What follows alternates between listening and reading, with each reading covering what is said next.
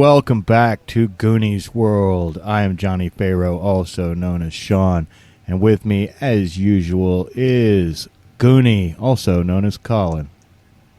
Yo! And of course, we have my longtime friend, Meanie, also known as Ryan. Good evening. And of course, our returning guest, Lunicorn, also known as Lynn. Hello, hello. Good evening. And once again, we're playing Maze Rats, a rules light swords and sorcery game by Ben Milton, creator of Knave. And in our last adventure, we met our heroes, Puck the Fingersmith, played by Ryan, and Rufus Hambone, the bounty hunter, played by Colin, and the mesmerizing Madame Merrium Mordant, a sorceress, played by Lynn.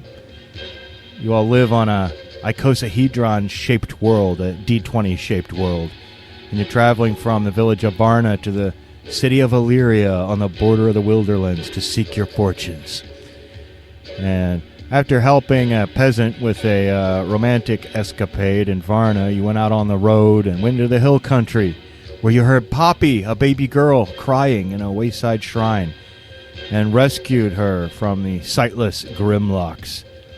And with his dying breath, Poppy's father, a tinker named Ellis Relish, said Poppy's mother died in childbirth, and he was taking Poppy to live with her uncle and aunt, Clovis and Margot Midnighter, who are clockmakers in Illyria. So you guys agreed and gathered some mundane loot from the late Relish's tinker's wagon and moved off to camp for the night in a meadow. There's a little break in the forested hills overlooking a bubbling brook. I believe you went fishing, a good fish dinner. The night passed without incident, and it's now morning. Now Poppy wakes up very fussy, though. She's not like full-on crying, but she's kind of whining and fussing a little bit. Who wants to try to take care of her? Who wants to see to Poppy's needs? What's the matter, little baby? You hungry?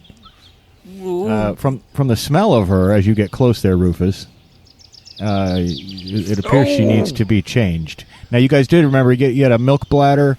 You thought it was good for maybe 3 or 4 days. You think it takes about 3 days to get to Illyria, so you should be okay. And there were some changing rags. Here's her changing rags. You got some of her changing rags. Yeah. Well, you want to change the diaper, Rufus? You see that cute? I was just wanted to feed the little baby with the milk bladder. That's real cute, but changing diapers is not my forte. Maybe the woman has experience. Of course you would say that. I'll change the babe. Well, it's just I don't know how to do it, and I'll just watch it and make sure, that way I'll learn. Yes, I'll teach you how. It's going to take me a long time to remember because I'm not the brightest guy, so, you're going to have to do it for a long time before I really catch on. What do you think, Puck? Can you change a diaper with 9 fingers? No. Puck is actually going to wander off elsewhere so he doesn't have to see or smell it. Yeah. Well, wander off for a morning pee, perhaps, a little stretch. But it is a beautiful morning, though, birds are chirping, it's lovely. But, so we'll have, I imagine that Merrium will go ahead and teach Rufus how to change the diaper, or at least show him.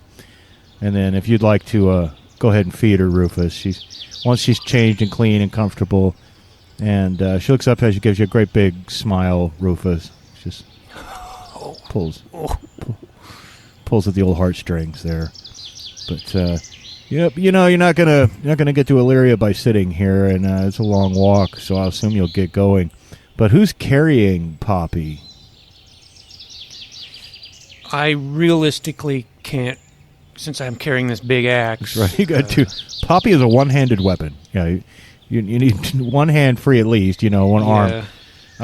There are other ways to carry a kid. Like a papoose or whatever. But my backpack is full because I took everything that was in the tinker's cart. That's right, you did. I remember you were like, "Yep, I'll take that. I'll take that." Yeah, I'm lending it out as needed. Okay.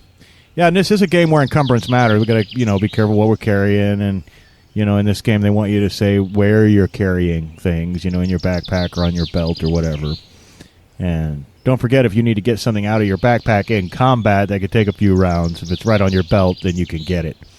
So, since you're not able to carry the baby, Rufus, who would like to carry Poppy? I don't like babies. Okay, well, I guess that just leaves you, Merrium. I guess it's up to me. It's always up to the woman. Yeah. Damn the patriarchy. Damn the patriarchy. I just like making them. Well, how do you carry her? You carry her in your arms or in a little backpack papoose, or how do you do that? I was thinking that I would fashion something to kind of carry either on my back, or even if it's a sling with the baby in front of me so that my arms are free. Okay, I do believe you have some rope. You want to try and make like a little rope, little net basket with your rope and carry little Poppy in front of you? Okay. Well, you go ahead and carry her off, and you guys begin your walk in the beautiful morning, following the dirt road along the brook as it flows downhill. And the brassy sunshine makes it a very fine, warm day. And about mid-morning, you can see the octahedron, which is one of the polyhedron-shaped worlds that, like yours, float in the ether of this universe. And you wonder if there are people like you on that octahedron. Anyway, eventually, the ground slopes down to a vast flat. It must have once been like a huge lake bed. And as the road winds down into it, there are tall strands of marsh grass and some great big salt flats, so it must have been a salt lake at one point. And the road continues through that, snaking around, finding the best possible course. There are a few huge boulders all covered with moss and some stunted, unwholesome-looking trees, but not much else. But there are numerous cranes and geese here that you can see flying around in formations. You can see the cranes strutting among the marsh grasses. And up ahead, not too long after you get started, you see this teetering double-decker wagon coming up the road ahead. I mean, it's teetering back and forth. It's really top-heavy. It's being pulled by this huge, hairy pig. This thing's a hairy, hairy pig. It's almost as big as a horse.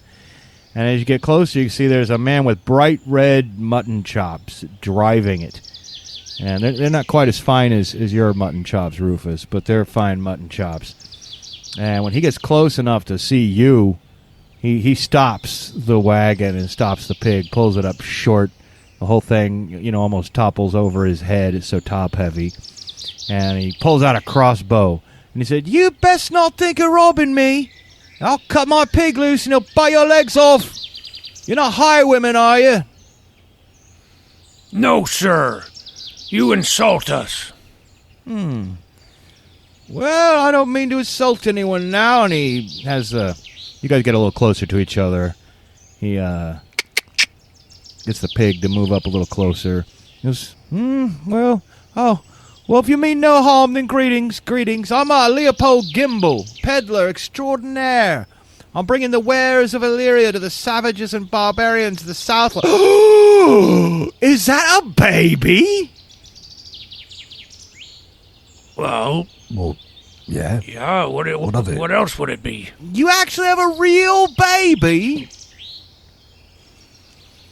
Well, We do. yeah. So what? What's By the the big deal about that? By the holy polyhedral gods, that baby will fetch a good price. What do you want for it? Is that a him or a her?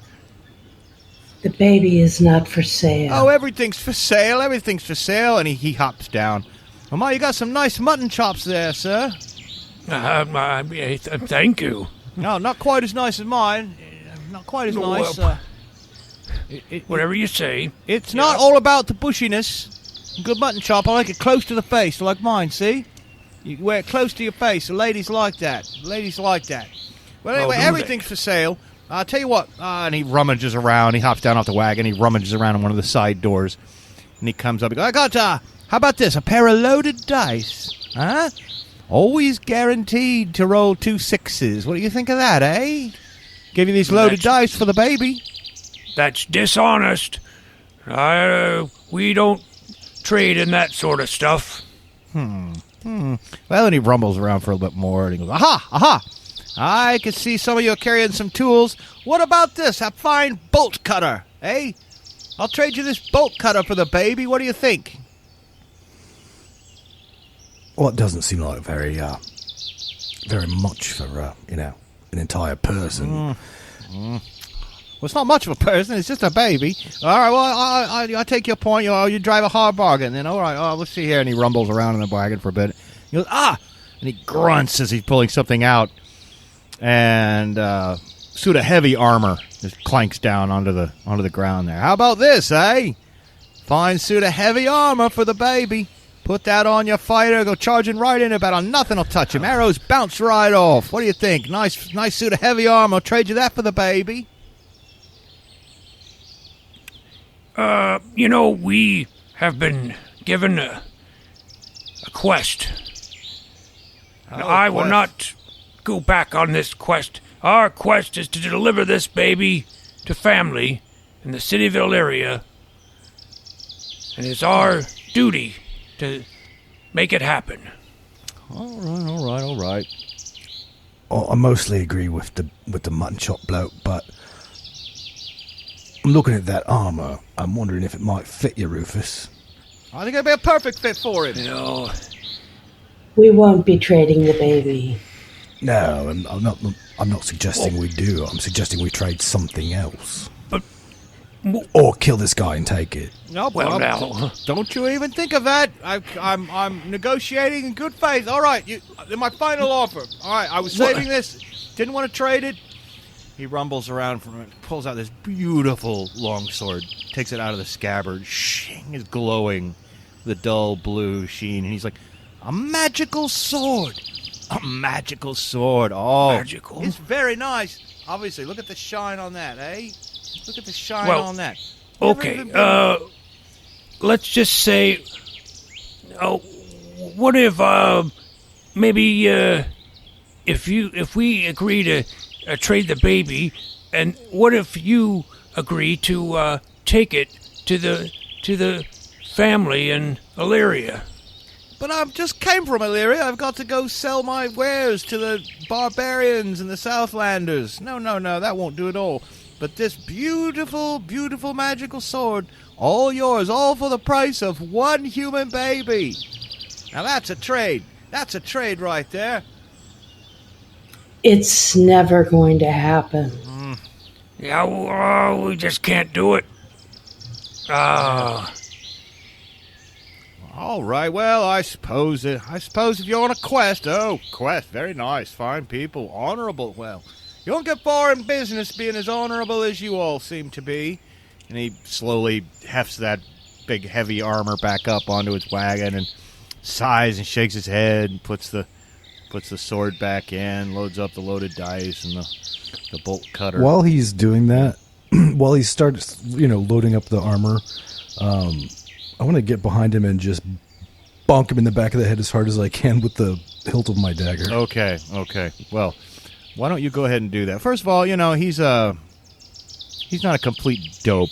So while he's doing that, he is distracted. So why don't you make a dexterity roll with advantage, right? Because you're a pretty sneaky fella anyway, and he's distracted. And we're wanting to roll a 2d6, add whatever your dexterity bonus is, and well, I just try to get higher than a 10. I've got my dice are all behind my laptop, and my cat is on my lap, so I'm just have to. Okay, there we go. There's one. Okay, there's another. Okay, there I got him. Now I can put my screen back. Yeah. Aficionados of our show will realize that Ryan routinely hurls his dice across the room, and they land in weird places. This is and you want to beat a 10. All right, so I note on my character sheet, and I don't remember why. I thought I should have a +2, a +1, and a +0, but Dex seems to be +3, and I'm just we leveled. Sure why that would be. Yeah, we leveled last now. time. Yeah, gotcha. Okay, very honest of you, though. You won't be far in business being that. You won't get far in role playing being that honest with your games master. I'm way more honest than Puck is. All right. So 2d6, take the highest. Is that right? Or 2d6 twice. 2d6. No, you roll 3d6 and take the 2 highest. That's advantage. Oh, that's right. That's how Yeah, advantage works in this game. All right. Well, All right. then I will. And here we go. The sneak. He's hefting that heavy armor up onto the wagon. Well, 2 of the 3 were 1s, but the other one was a 5, so that'll be a 9. Hey, what are you doing? Well, don't come up Well- behind a fella like that. You'll scare him to death. Didn't you say he had an advantage or not? Yeah, he just rolled low. Yeah, that's Well, that's because the advantage was the 3 dice, Oh, the 3. Yeah. Okay. Yeah. Sorry. but I rolled 2 1s out of the 3, unfortunately. Well, sneak up behind a fella like that. You're liable to give him a. Oh my goodness! I can't help but notice you've got 9 fingers. Yeah. Well, you ought to be careful, because, just a day ago up the road from Illyria, I met a band of bounty hunters. Right on the road, they're coming this way, they're about a day behind me. They said they're looking for the 9-fingered bandit. Now, I know that's not you, because you're so honorable, and traveling in such honorable company. And he's supposed to be fleeing Illyria, not running towards it. But you best be careful, because they're just likely to find any old bloke that's got 9 fingers and string him up. It's a reward, dead or alive, you know. Yeah, well, I'll have you know, I'm a bounty hunter myself, or I was until very recently, when I took up this new venture. But I would never be in the company of any wanted man, so you can forget about that idea. This is not the right gentleman, and if anyone tries to come after him saying that he is that scoundrel, he's going to have to go through me first. Well, it's not me you've got to convince. It's these bounty hunters. Real fearsome lot, too. I'll handle them. I know how to handle my own. All right. Just friendly warning, that's all. Friendly warning. Well, suppose if you don't want to... You sure you want to... Okay, this is my final offer before I go. And he reaches... I was saving this one. This is my coup de grace here, right here. And he takes out a scroll and he unrolls it. And he says, look at that. A deed to a small house in Illyria. Hey, real estate.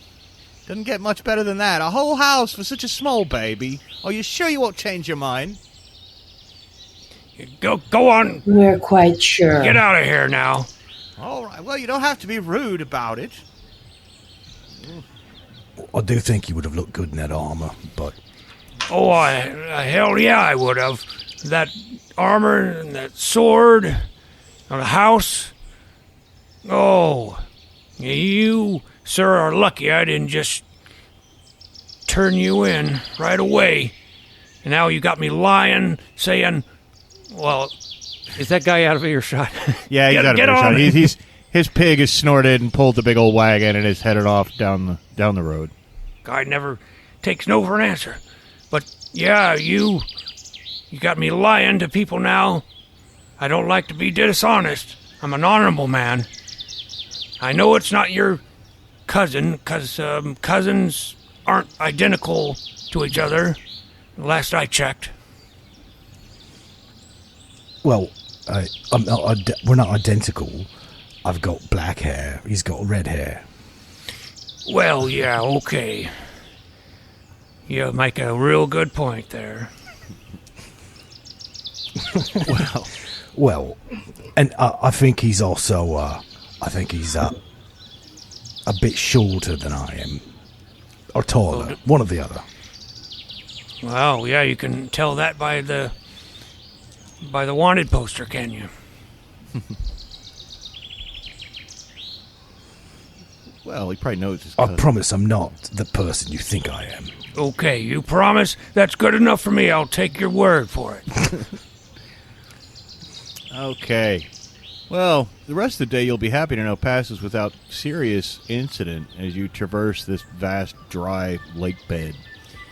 And as darkness falls, or starts to fall, some of the other polyhedra come out and tumble across the sky in their familiar patterns. And up ahead to your right, you can see a low mound with a flat top. kind of up out of the marshes and the salt drifts. That seems like a good place to camp. So if you'd like to stop there, you're tired. Your feet are something we never really talk about too much in games. How bad it sucks to walk all day. I walked from Liberty, Missouri to Independence, Missouri once, which, if you don't know Missouri, go look at the map. It doesn't look that far, but trust me, it was miserable. It was a miserable walk. And adventurers are constantly traipsing all day, so your feet are And sore. they don't have, nice cushioned sneakers. That's right. Anyway, I think that's about a ready-made place to camp. And so now, do you guys want to mark off a day of the rations you have, or does someone want to try to go hunting? Which one of those would you guys like to do? Well, who has? I don't have anything really to hunt with. I don't think a sword is good. Well, we're not going to get too detailed about it. Really, all it takes to hunt is just to find the animal and track it, right? So if anyone wants to try to go hunting, all they got to do is go down to the marshes and poke around and make a will test. This is sort of the perception stat. And we'll assume that little animals are fairly easy to catch. If you could just make that will test, somebody. Well, I'm going to sit down and rest my feet. I think I'll just stick to my rations. Well, unless somebody wants to share their hunting gains with me. But for now, gonna take it easy. I'll certainly have a look. Okay. Well, Merrium, you walk down to the marshes and you look around for tracks or something. You don't find anything. I see you shaking your head. Nope, 6. No. How about Puck? Puck is going to attempt to set up a... I didn't even fucking roll it. Now he's just throwing the dice without even rolling them. Dropping F-bombs, throwing dice. Ryan's always been volatile. Well, I have the table I'm using here, as you well know, is fucking tiny. Yeah, Ryan and his tiny table. So what Puck is going to do is attempt to... he's going to take, not even a whole ration, just I assume he's got some dried jerky or something. He's going to just tear off just a little tiny piece and use it as bait in a little deadfall trap. Okay.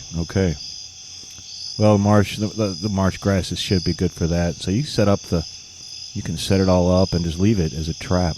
And you wait a bit. You guys go back to your campsite. I assume you get things settled, sweep off an area, maybe get a fire going, and feed the baby, and suddenly you hear a squelch of an animal down below, and you rush down there to check it out, Puck, and you find a beautiful fat platypus. It's just trapped right there in the deadfall trap, and it's squirming around and frantic like animals in traps do. It's not, it hasn't. And yes, Ryan has just made the kill it motion with his hand, and So it's great. Which was the same motion that Puck just made with his dagger. Right, yeah. And it's the platypus, you stab it and carry it back up. And you know what? It's a good-sized platypus, and it feeds everyone quite well that night. You guys have some good platypus steaks. Cook it over the fire. And, oh, yeah. That's good stuff. And you can, of course, save your rations, which are limited.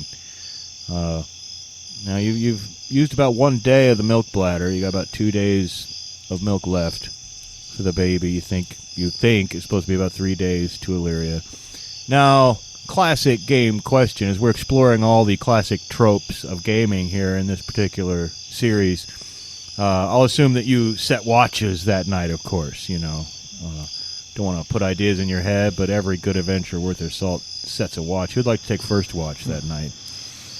I don't. I'll take you. Well, I think I better take a first watch. I've got experience with this sort of stuff, and I just think I'd be better at it than you. But now, well, you're welcome to stay up as well.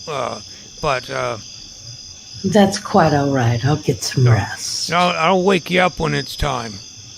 You're clearly much more capable of keeping a watch than I am. Well, yeah, of course, clearly, yeah. In fact, I may be so incapable as that perhaps I don't need to take a watch. Perhaps just you and the other man can do it.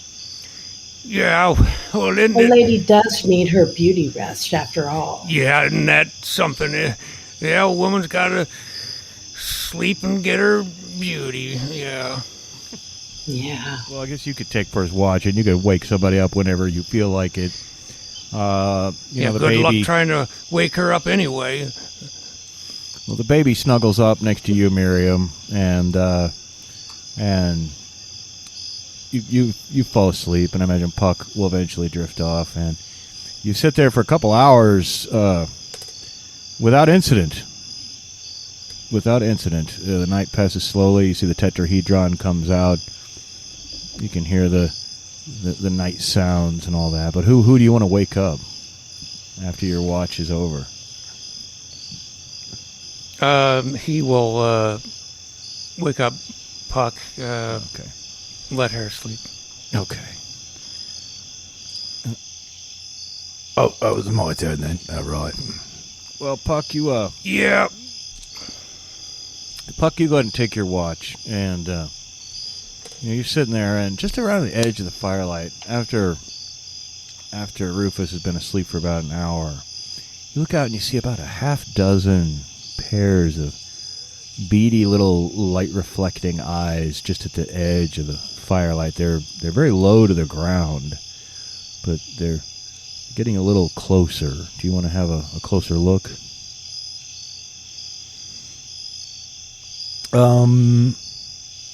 Yes, but the means of doing that, rather than sort of approaching them, Puck will,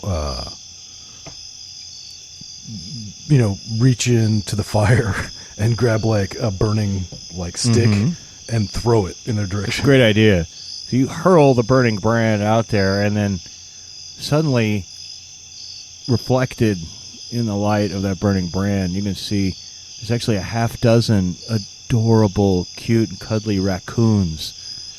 They just seem to be a little curious. Do you want to throw them a bit of food, or just ignore them? Well, if I throw them some food, they'll get some ideas that we've got food. I reckon they won't leave us alone then. So, no, I'm just going to do nothing. Okay. You do nothing. They sit and stare at you for a while. A couple of them edge away from the burning brand, and then one of them stares at you pretty intently for a while. You know, raccoons can seem pretty fearless. Walks up just a few more feet and then suddenly launches himself at you. This is a 20-foot leap right at your face, like the rabbit in Monty Python and the Holy Grail. It was right for your face. And it's a surprise combat, and they've got the initiative. And he launches himself at your face, but he misses. It kind of bounces off your chest, Puck. And they begin making their horrible raccoon noises, which wakes everyone else up. Keep it down. Yeah, why don't you guys roll for initiative? You roll a 6 for your side. I got a 5 here, though. Well, since I was awake, yeah, you might as well roll initially. I'll make the roll. Well, just a 2. Just a 2. Okay, well, that one who just tried to launch himself at you again, leaps up at your face, and what's your armor again? What's your armor rating there? I want to make sure this one looks close. Puck. It is 8. Oh well, he can't quite connect. You know what's scary is he's trying to eat your face. These are face-eating raccoons. They're horrifying, and you barely even woke up, Rufus. You're rubbing your eyes, and you hear this, and a raccoon launches himself at you. And what is your armor? I got a 7 here. Does that hit you? I don't think it does. Who, me? Yeah, Rufus. Yeah, 7. What is it? Yeah, it's a 7 without the shield. Okay. Well, that's not enough to, actually do any damage to you. And, Merrium, you're sitting up, and you've just barely got yourself awake. You're kind of shielding, your body's in the way between them and Poppy, the baby. But she's crying now, and this raccoon launches itself a little 20-foot crazy jump and rolls a 9. Ooh. So what is your armor? Because I don't think it's a 9. 7. Oh, no. Well, you take 2 points of damage. It claws and bites, scratch out of your face. Probably won't leave a lasting scar, but it's fairly significant damage at you guys' level. But now it's your guys' turn. And Puck, what do? You're like the most ready. You got one right down. There's 3 others at the edge of the firelight, though. There's 3 up here in the camp now, and 3 others at the edge of the firelight.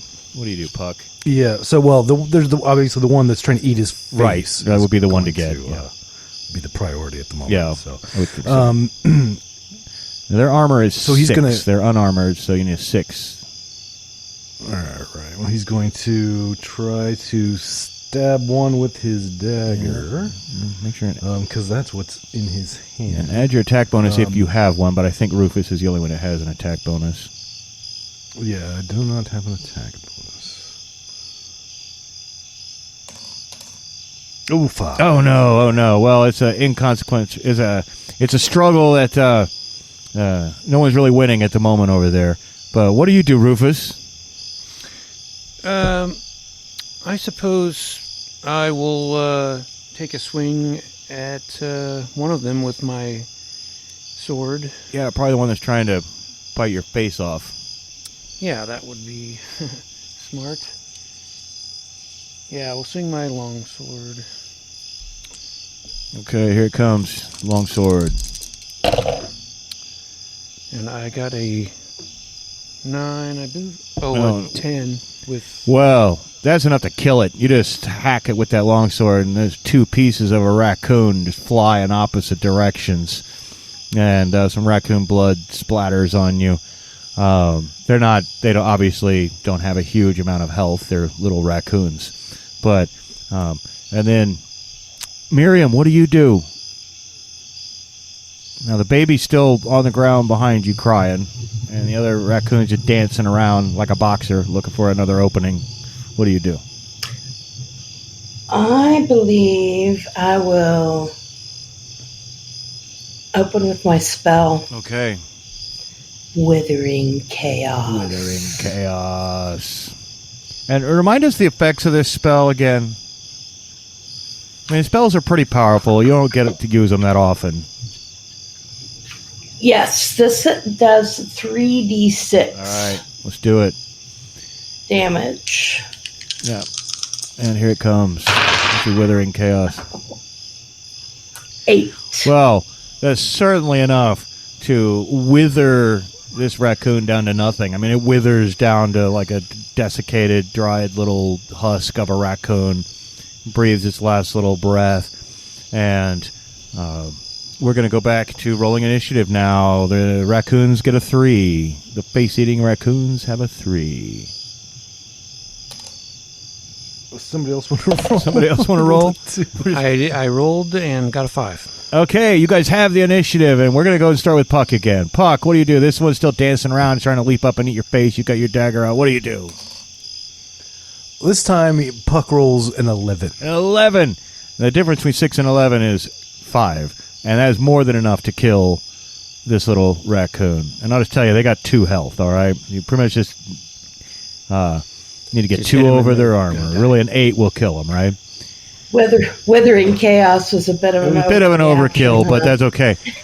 and for our listeners, just to clarify what we're doing, there's no damage roll in this game. The damage is the difference, between your attack roll and their armor. So now, so you got 3 of these little raccoons are completely dead at this point.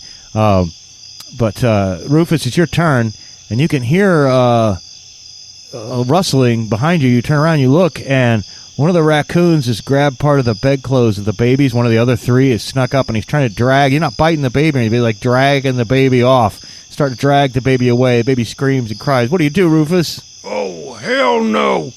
You leave that baby alone. Yeah, I'm going to go after that. Okay, go for it. Yeah. Oh. That's only a 3. Oh, no, you tried to, but you can't quite get it. Merrium, what do? You can see what's happening. You see that, and then there's 2 other raccoons, dancing around waiting to do something now, but, the baby's being dragged away. Rufus has tried to hack at the raccoon, but he's missed. Poppy's crying. I'm going to try to grab the baby. Okay. And you don't have to roll to do that. You just reach down and grab the baby. You don't have to make an opposed strength roll. You're obviously stronger than a raccoon. It gets part of the bedclothes. It rips off, part of the blankie. But otherwise frustrating, gives you a nasty little hiss. And that is... And I hiss right back at it. Okay, I like that. And it then jumps on your face, because it's their turn. It leaps at your face, Merrium, and rolls a 7. But that is 7, so it's not able to really connect or do... I mean, it hits you, but it doesn't hurt you. It kind of bumps off your face. And then one of the ones who was at the edge of the firelight comes running in, and it makes another massive leap at Puck, and this time rolls a 9. Does that do 1 point of damage to you, Puck?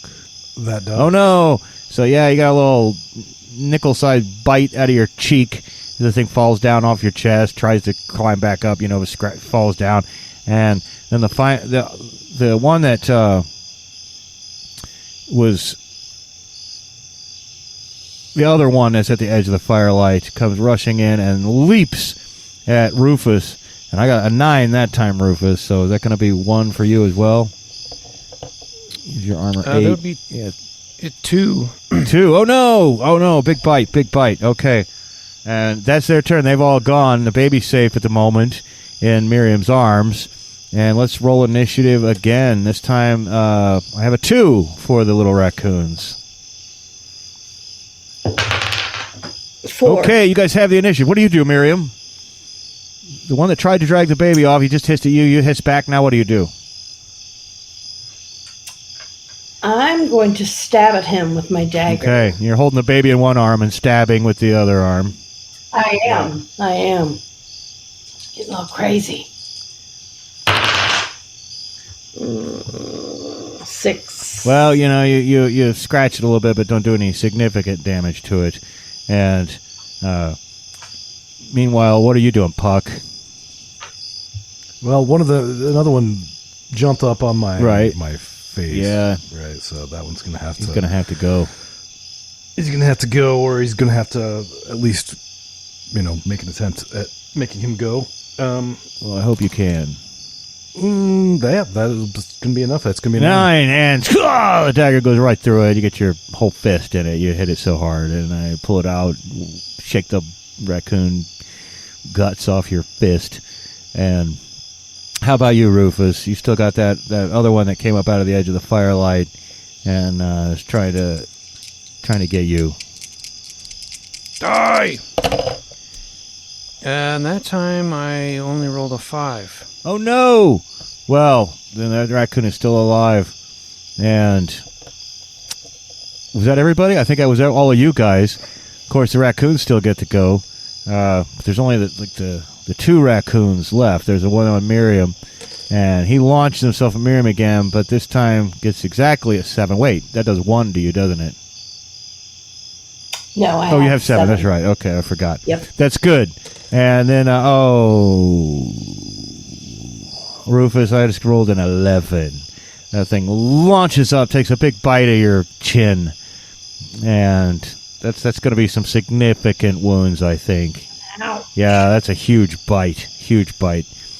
And yeah, that would actually leave me at 0. He's a 0. Somebody needs to get to him and give him some medicine this round, quickly. Or on your next turn, somebody needs to give him some medicine. And but now it is time. Now it's really scary because we're rolling initiative again. And if they win, they could have 2 consecutive rolls. So, oh my God, you're so lucky. I just rolled another 2. Hopefully you won't roll a 1. Well, I guess that's back to Yeah, me. I guess back to you. I rolled a 2 as well. Okay, well, players win ties, so you guys may go ahead. Let's just go ahead and start with the guy who, well, we'll start with whoever would like to give you some medicine, Rufus. Who's going to make that run? Well, I guess you don't have a raccoon in your face there, Puck, so maybe that should be you. Yeah, that stands to reason. So Puck lacking a face hugging raccoon at the moment, will reach into his backpack and rummage around for some medicine. Okay. And you rummage around for some medicine, and yeah. I don't know if you're going to be able to get to him this round. I just rolled a 1, though, so that's good. I do have... like D6 rounds. If it helps, I do have 1 on my belt, so you could just use my own and save myself some time before I perish. Oh, do I notice that he's got one on his belt? Because Puck would totally... I think he probably didn't know that. He could have been walking around all day. Yeah, and I rolled a 1, so it would take you like a whole round. It'd be too late. You realize that. You start running around. You realize, I'm never going to find my medicine in time. You see it. You remember he's got some on his belt.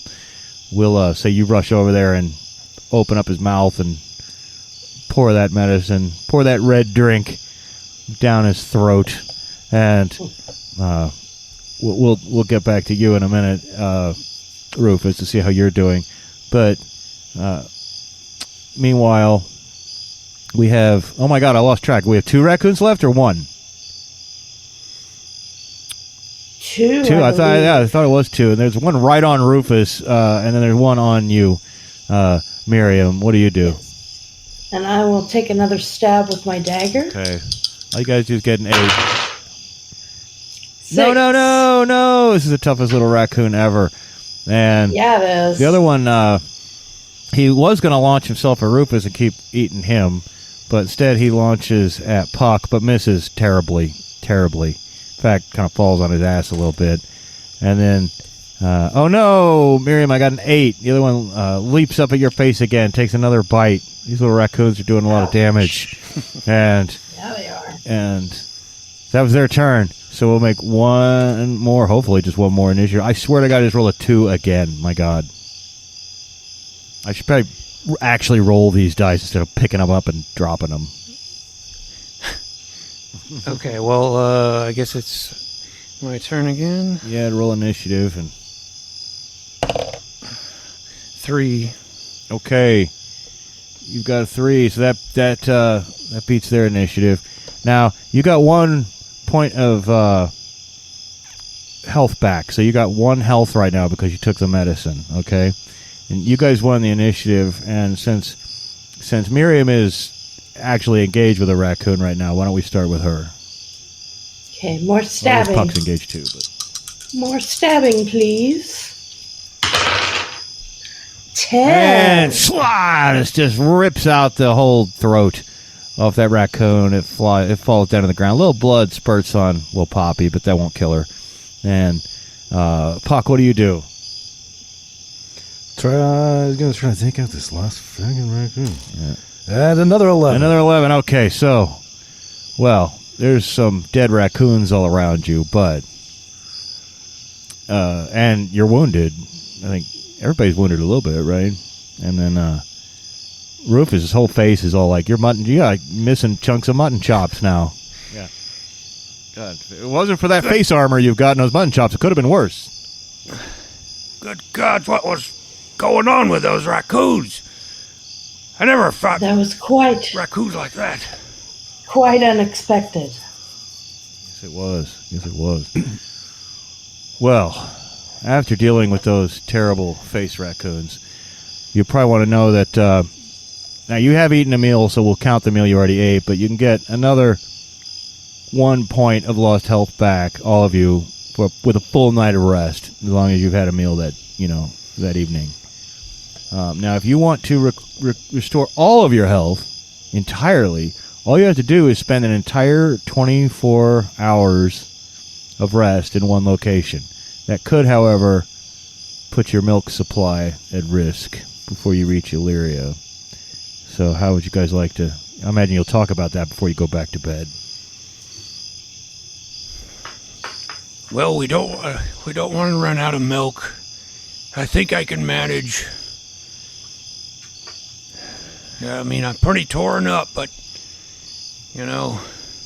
just one night of rest, I think I'll be okay. Don't need to, sleep for too long. Okay. We got business, and I wouldn't want the baby to go hungry. Okay. Well, you're very brave. but I'm going to have to sit out taking watch to get my full rest.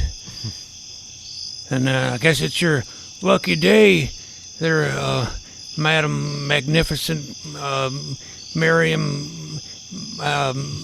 Margot. You're gonna have to prove yourself. Now, see, what I'm worried about is that I know you have a background in fortune telling, and you know what they say about fortune tellers. Babies, they take babies, they steal them.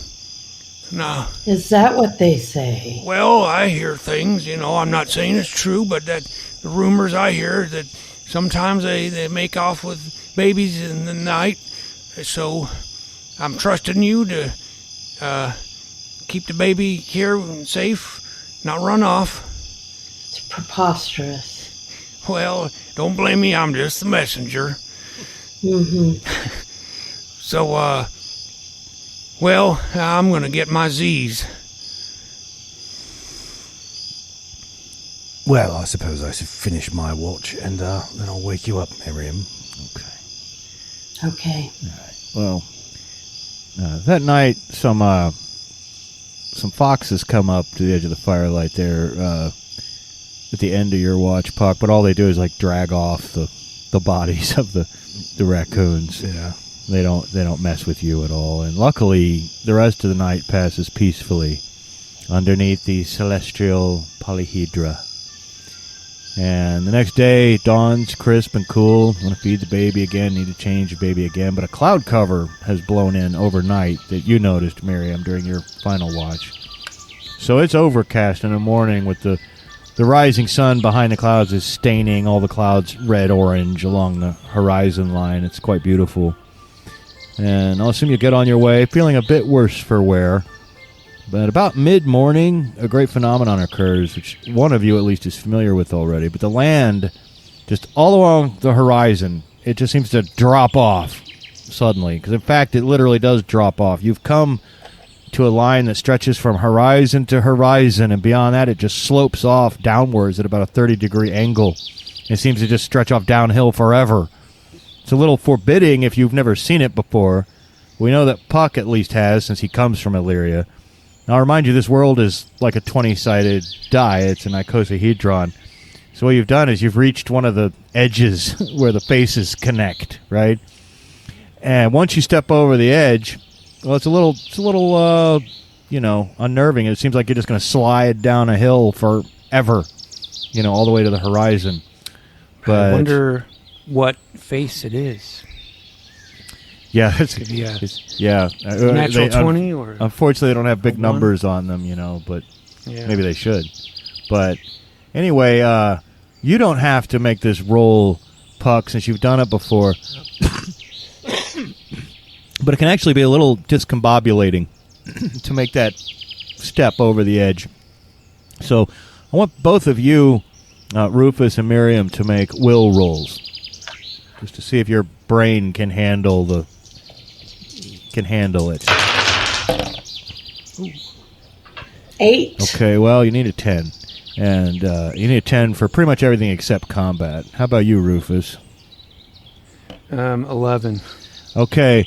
It's so discombobulating and disconcerting that when you step over and suddenly you're not downhill at all, you're standing straight up on a flat plane again. And unless the land behind you that seems to be sloping off forever at a 30-degree angle, it's just so discombobulating. It actually makes you a little sick. You throw up a little bit. And but beyond that, there's no terrible ill effect. And once you've done it once, you get used to Freaky. it. That's what. It's one of the great mysteries of the world. Poppy has fallen asleep, so she's not obliged to make the roll. But you continue moving. She's probably up Chuck's all the time without anyway. needing any extra. Yeah. Yeah, I apologize to any listeners who have vomit phobias. I've come to realize that's a thing. There's a name for it, too. I can't remember what it is. But I have a friend who suffers from it. Anyway, you continue to move on throughout the rest of that morning, and the ground now kind of rises up out of that vast flat lake bed country you've been moving through. And the road now winds through some climbing hill country. There's a bunch of dwarf oak trees that are super thick and strong. You know, they're almost as wide as they are tall. Their trunks are so, it looks like a bumper pool table, right? These big, thick. But there's also some really tall, bearded birches that grow here. And there are berry bushes and fruit trees here. It seems like a really good place to forage. About mid-afternoon, you can actually see some broken marble columns in the distance between the trees, as if ruins. And as you get closer, though, you can hear this very loud groaning. Oh, woe is me. Poor little me. It's a booming, loud voice. Soon you can see through the trees, there's a hill that rises up behind these broken columns, and you can see there's a couple of cave mouths in that hill, right? But one of these columns has fallen, and it's pinned a hill giant. It's fallen across his chest, and it's kind of pinned one arm beneath him at an awkward angle. Now, a hill giant could probably easily move one of these pillars, but he's just, he's at a weird angle, and he's like, He sniffs. I smell the blood of little folk. Oh, help me. Poor me. I've fallen and I can't get up. Oh, woe is me. Does anyone want to approach the fallen hill giant?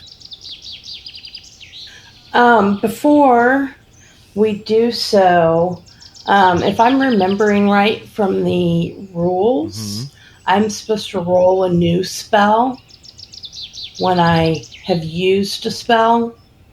Yeah. Then when I get my spell back the next day, would you like me to do that, or would you like me to continue to use Withering Chaos? That's totally up to you. As long as we don't take up a lot of narrative time doing it, you could quietly roll on the tables and get that spell prepared while we figure out what... Because you might need it, who knows? But right. But I'll let you do that. Please help me. He leans his head over so he could see you.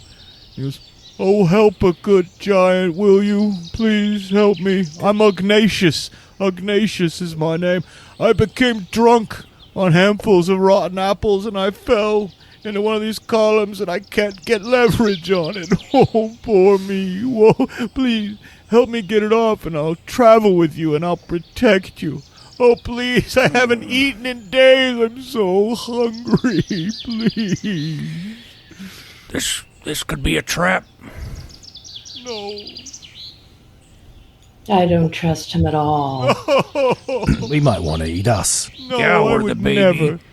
No, I would never. I'm a vegetarian, I promise. Please. Well, how do we know you're not faking it? You're a giant, you say you can't lift this pillar up by yourself? No, because my arm is pinned beneath me. If I could use two arms, perhaps you could think of some way to get some leverage and pull this off. Surely you've got some rope or something. Oh, please, please. I'm a vegetarian, I promise. I'll travel with you and I'll protect you, I promise, wherever you're going. Look at me, I'm emaciated. You can see my ribs, or you would if I wasn't wearing this great big woolly shirt. Oh, please. Well, if you say you're a vegetarian... I'll give you my word. I promise I'm a vegetarian. Show us your teeth. My teeth? Oh, I've only got 6. But, Eat some grass to prove it. I've been eating grass. Look, my teeth are stained green. And they are. He shows you his teeth. There's like some pulled up grass around where his head is. I'm going, I can't reach anymore. And he like goes, tries to chew it to prove that he can't reach the grass anymore.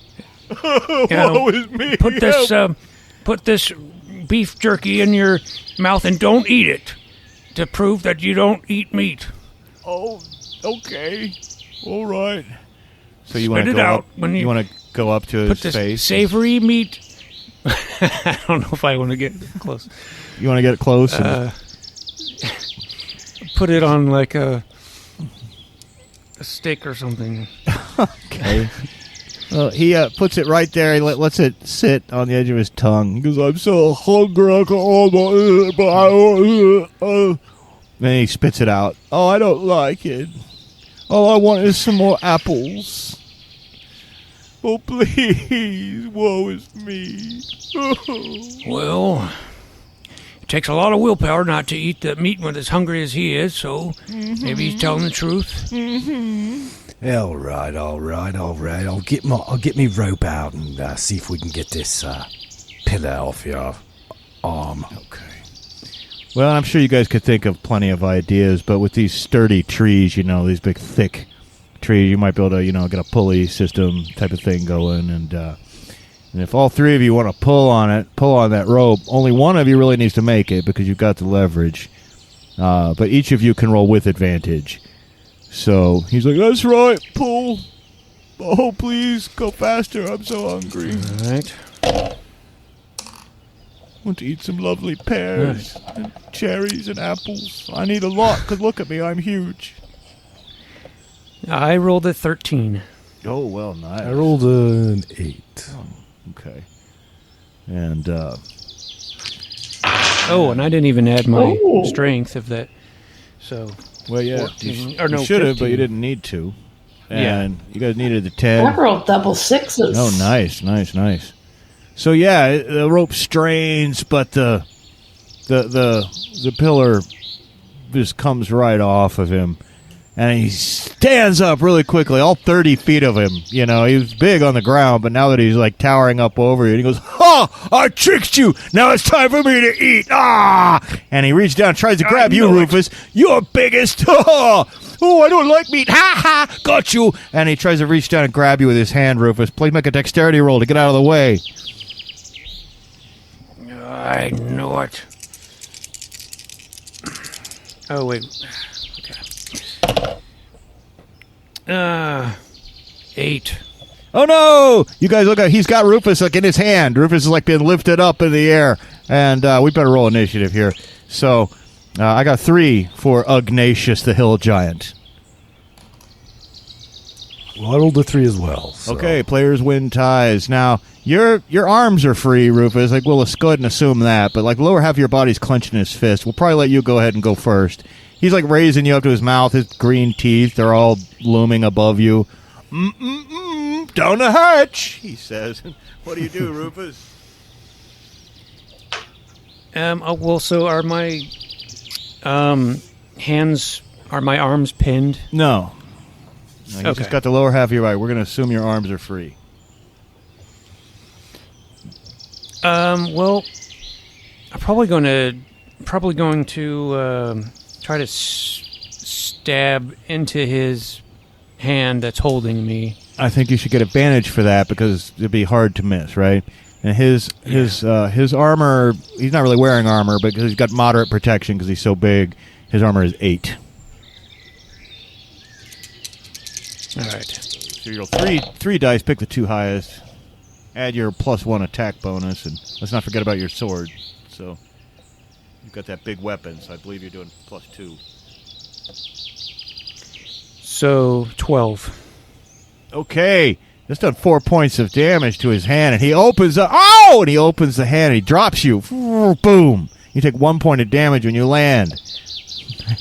Oh. Right. Now you just got 1 left, right? And the wind's knocked out of you. And then what do you do, Puck?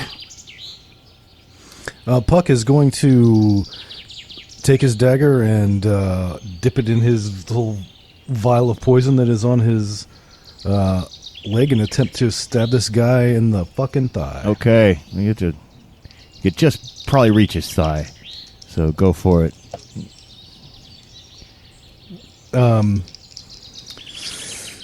It's probably a stretch to ask for advantage since he's so big, but... Well, especially with the thigh.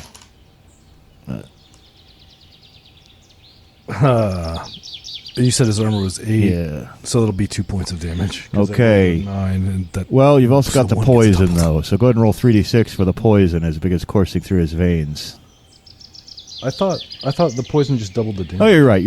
I was thinking of her spell. Yeah, so it's instead of 1, it's 2. I see. Oh, that stings. Oh, woe is me. I'll eat you next for that one. And what do you do, Merrium? I'll show you something that stings. Something that withers you away to nothing. I'm going to throw my withering chaos on him. Okay. And boom. 7. That's great. So 7. all right, you've already done some. He staggers back. He sort of seems to like exsanguinate a little bit. You know, he gets a little puckery. He's like, whoa. He stumbles a little bit, but he's not down. And you're like, all he's got to do is maybe really just hit you guys once, and you just know, that's probably it for you. But remember how I said there were some cave mouths earlier in that hill behind him? So if you hear a voice, hey! You look over, there's like a little disgusting furry goblin. He's not like a classic green-skinned goblin. He's like a goblin from Labyrinth, right, the movie? He's like a little furry, Muppet-looking goblin. He's like, hey! Come here, quick! He can't get in the caves! Come on, quick, run! Come on in, run!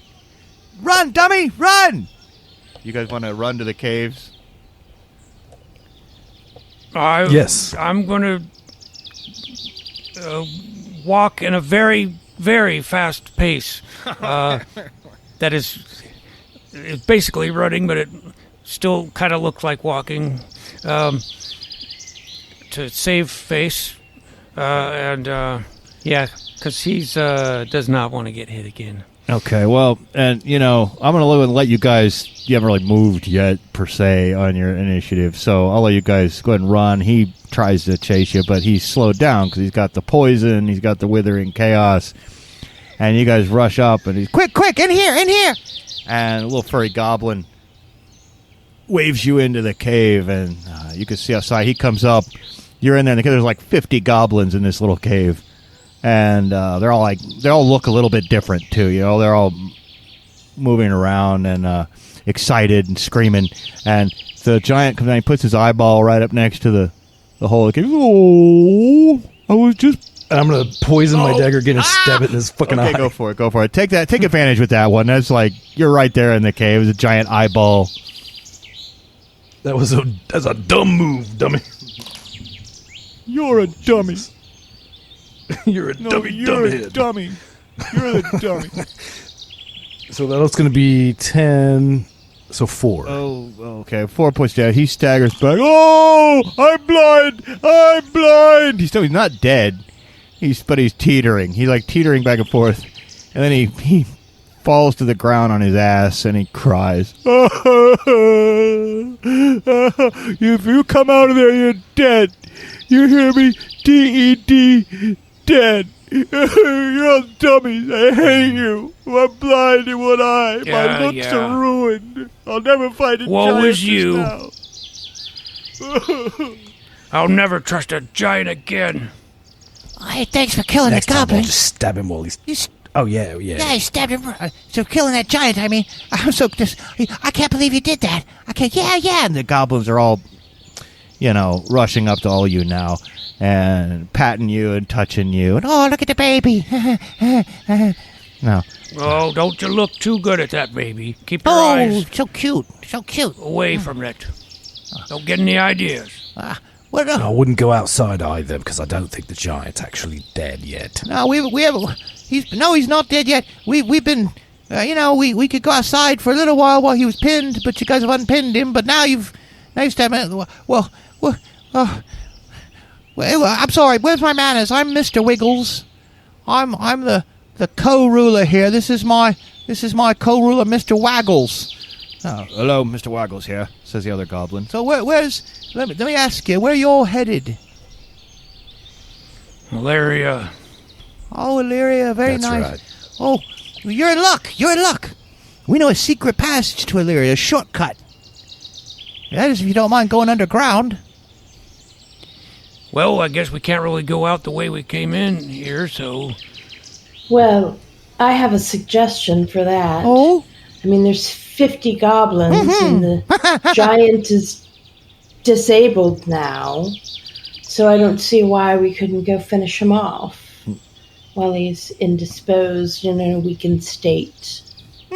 Surely the power of all of our might added together. Oh, no, we won't go out. We won't go out. Oh. And even if we did, we'd have to wait till night. Yeah, I'm right there with you, ready to battle to the death. But dang it, my leg's just not moving right now. I don't know what's wrong with me. From outside, Got I hope you do cramp or come out. something. I hope you do come out and fight. I've still got some fight left in me. Oh, shut up. You shut up. You're a dummy. No, you are a No, you're dumbhead. dumb. You're a stupid poopy head dummy. Oh, Can I hurl slings at him from above, like from the cave He'll mouth? just get up and move out of range, though. We can narrate that out. You're like, oh, no fair. Oh, he moves off out of range. No, listen. It'll take you another day and a half, 2 days to get to Illyria. We can get you there in, less than a day. Yeah. This whole world is just riddled, honeycombed with passages. You might think of the whole world as a great big giga dungeon, right? Just floating in the ether. That's right, says Mr. Waggles. You could get there in less than a day. All I got to do is take the underroad. Well, I gotta say, milk is getting tight. yeah, I mean, and this surely would save us some time, and I never say no Boy. to shortcuts. Surely would be a trap, and they'd get us down in their tunnels and get us lost. And Oh, no, never. We would never do that. I know my way around. let me tell you Anywhere. a fortune. My fortune?